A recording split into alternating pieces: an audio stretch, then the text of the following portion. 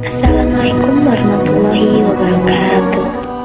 Di sini saya akan menjelaskan mengenai 7 lapisan langit dalam ilmu sains dan Al-Quran. Yang pertama, pengertian langit menurut sains. Langit adalah bagian atas dari permukaan bumi dan digolongkan sebagai lapisan tersendiri yang disebut atmosfer. Mengutip sumber belajar Kemdikbud, atmosfer diambil dari bahasa Yunani yaitu atmos dan sphaira. Atmos artinya uap air atau gas dan sphaira artinya selimut.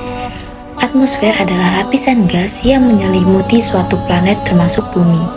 Selanjutnya kita akan bahas struktur lapisan atmosfer. Jadi atmosfer ini tidak hanya memiliki satu lapisan, tetapi memiliki beberapa lapisan. Berikut adalah lapisan-lapisannya yang langsung bersentuhan dengan bumi, yaitu adalah lapisan troposfer, kemudian di atasnya ada lapisan stratosfer, kemudian ada lapisan mesosfer, dilanjut dengan lapisan termosfer, dan yang terakhir ada lapisan eksosfer. Kita bahas satu persatu yuk mengenai lapisan-lapisan ini. Lapisan yang pertama yaitu troposfer. Lapisan ini paling dekat dengan bumi, tempat terjadinya fenomena seperti cuaca, angin, hujan, dan petir serta pelangi. Ketebalan lapisan ini mencapai 12 km dari permukaan bumi. Fungsinya adalah untuk menjaga kestabilan udara di permukaan bumi.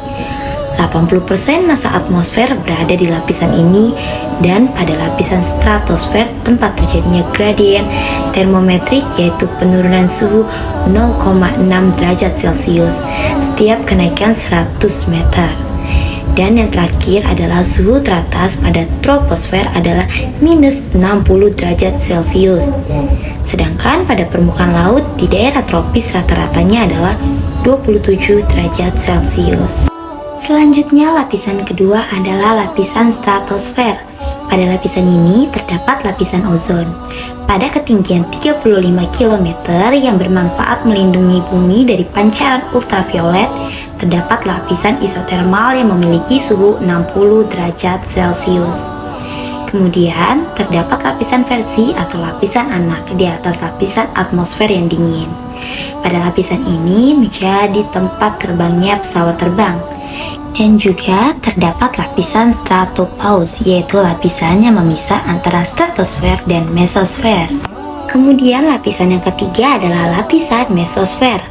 Fungsi dari lapisan mesosfer adalah melindungi bumi dari benda luar angkasa dan tempat terjadinya pembakaran benda-benda luar angkasa, misalnya seperti meteor.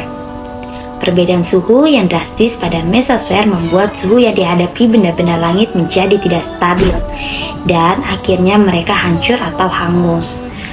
Suhu pada lapisan ini sendiri berkurang 0,4 derajat Celcius setiap 100 meter ketinggiannya.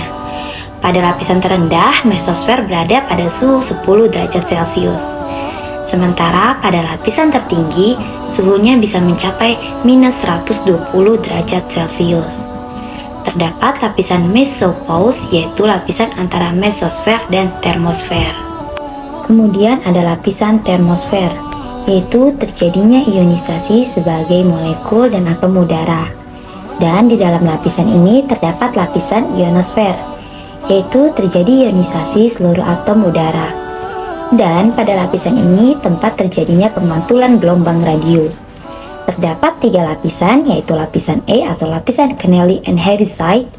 Lalu lapisan kedua yaitu lapisan F atau lapisan Appleton, tempat terjadinya pemantulan panjang sampai pendek gelombang radio. Dan lapisan ketiga adalah lapisan atom. Selanjutnya yang terakhir dan paling luar adalah lapisan eksosfer. Eksosfer berada pada lapisan terluar dengan jarak 800 sampai 3260 km dari permukaan bumi. Interaksi gas antar bumi dengan luar angkasa terjadi pada lapisan ini. Pada lapisan ini terjadi gerakan-gerakan atom secara tidak beraturan. Dan lapisan ini merupakan lapisan yang paling panas karena suhu pada eksosfer bisa mencapai 2200 derajat Celcius. Satelit-satelit yang diluncurkan di bumi ada pada lapisan ini, atau biasa disebut juga sebagai ruang antar planet atau geostasioner. Selanjutnya yang akan kita bahas yaitu pembuktian adanya 7 lapisan langit yang dijelaskan di dalam Al-Quran. Tafsir Al-Baqarah ayat 29. A'udzu billahi minasyaitonir rajim. Bismillahirrahmanirrahim.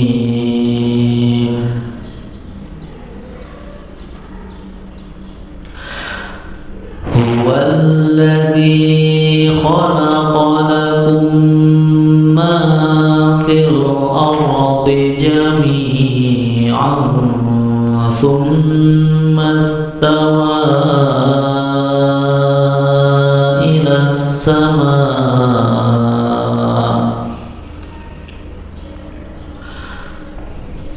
thumma istawa ila as-sama'i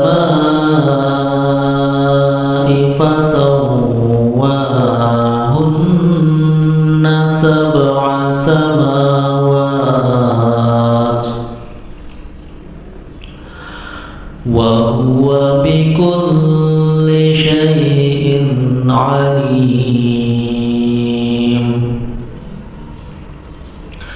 Shadaqallahul azim. Artinya, dialah Allah yang menciptakan segala apa yang ada di bumi untukmu.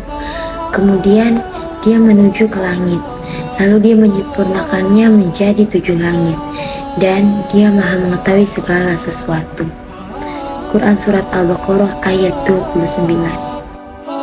Makna ayatnya yaitu bukti kemuliaan dan kekuasaannya adalah dia menciptakan segala sesuatu di muka bumi untuk manusia karena ketergantungan hidupnya kepadanya, dan menciptakan langit dengan 7 lapisnya. Dialah Allah dengan semua itu. Ilmunya meliputi segala sesuatu. Maha suci Allah, tidak ada sesembahan kecuali Allah dan tidak ada Rob selainnya. Seperti yang sudah dijelaskan dalam ayat Al-Quran tersebut, ada penjelasan mengenai 7 lapisan langit menurut Al-Quran yang diambil dari kisah Isra Mi'raj. Pada peristiwa Isra Mi'raj, Nabi Muhammad menempuh 7 lapisan langit hanya dalam waktu sekejap yang ditemani oleh malaikat Jibril dengan mengendarai buraq. Buraq ialah hewan putih panjang berbadan besar melebihi keledai dan bersayap.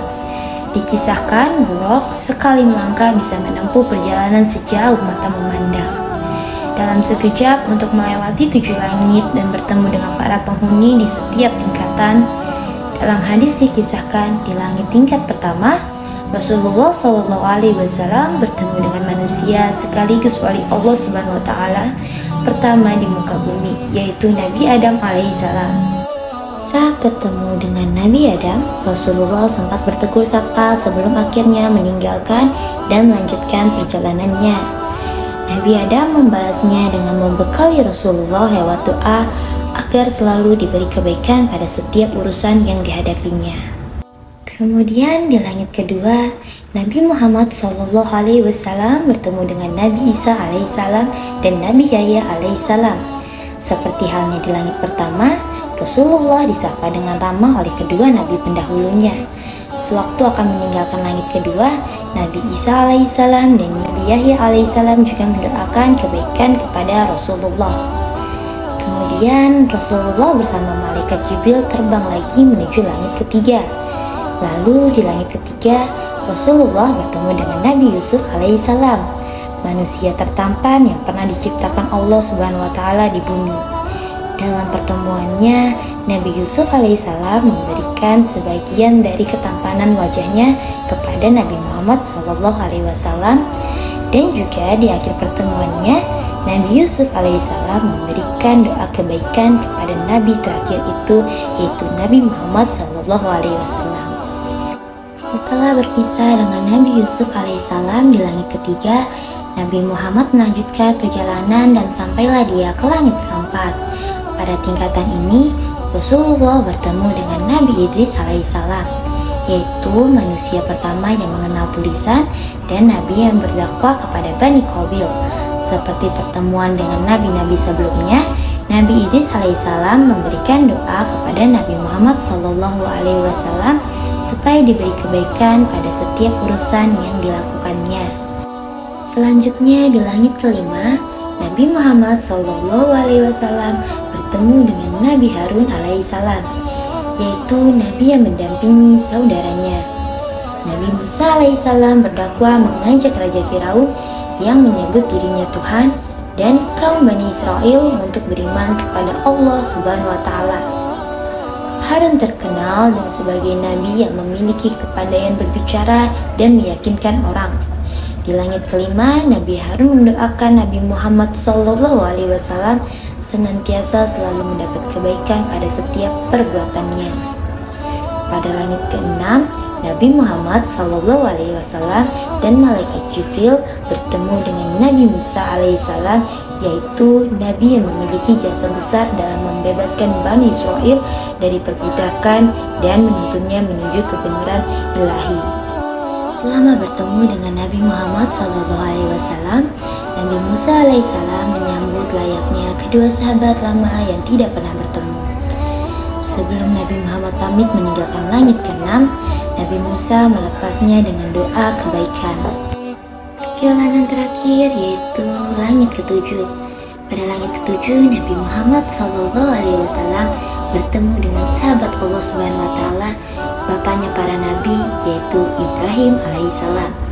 Sewaktu bertemu, Nabi Ibrahim alaihissalam sedang menyandarkan punggungnya ke Baitul Maqmur, yaitu suatu tempat yang disediakan Allah Subhanahu wa Ta'ala kepada para malaikatnya. Setiap harinya tidak kurang dari 70.000 malaikat masuk ke dalamnya. Kemudian Nabi Ibrahim mengajak Nabi Muhammad untuk pergi ke Sidratul Muntaha sebelum bertemu dengan Allah Subhanahu wa Ta'ala untuk menerima perintah wajib sholat. Sidratul Muntaha adalah sebuah pohon besar yang berada di langit ke-7. Ia adalah pemisah, disebut muntaha atau akhir karena ia merupakan batas akhir dari sebuah perjalanan. Tidak ada satu makhluk pun yang pernah melewatinya kecuali Rasulullah SAW. Ketika mencapai Sidratul Muntaha di langit ke-7, maka perjalanan Nabi Muhammad SAW dalam menerima perintah Allah Subhanahu wa Ta'ala telah berakhir. Perintah yang diterima Rasulullah saat itu yaitu berupa perintah sholat 50 waktu dalam satu hari. Namun ketika menerimanya, Nabi Muhammad SAW diperingatkan oleh Nabi Musa alaihissalam untuk memperhatikan kemampuan umatnya. Maka perintah sholat menjadi hanya 5 waktu. Itulah kisah Isra Mi'raj yang merupakan bukti bahwa Nabi Muhammad melalui 7 tingkatan atau lapisan langit. Terbukti bahwa 7 lapisan langit yang dijelaskan dalam Al-Quran berkesinambungan dengan sains. Maka kesimpulan 7 lapisan langit menurut kedua pandangan ini, baik menurut ilmu sains maupun dalam Islam, memiliki kesesuaian. Penafsiran mengenai 7 langit pada ilmu sains yang dimaksud adalah lapisan atmosfer, yaitu terdapat troposfer, stratosfer, stratopause, mesosfer, mesopause, termosfer, dan eksosfer. Selain itu, penafsiran mengenai 7 langit dalam Islam telah termaktubkan dalam peristiwa Isra dan Mi'raj Nabi Muhammad SAW yang mendapatkan perintah untuk menunaikan sholat 5 waktu sehari semalam. Wallahu a'lam bishawab.